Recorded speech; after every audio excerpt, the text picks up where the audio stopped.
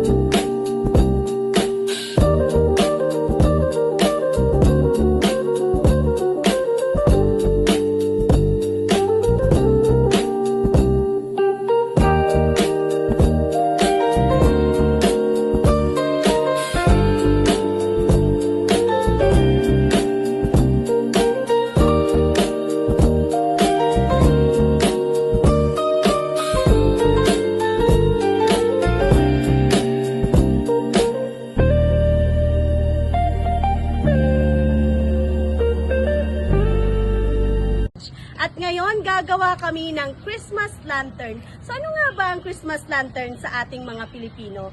Ang Christmas lantern is a Lantern is a lighted decoration used during Christmas to symbolize hope and the Star of Bethlehem. So ginagawa po natin ang Christmas lantern tuwing Christmas.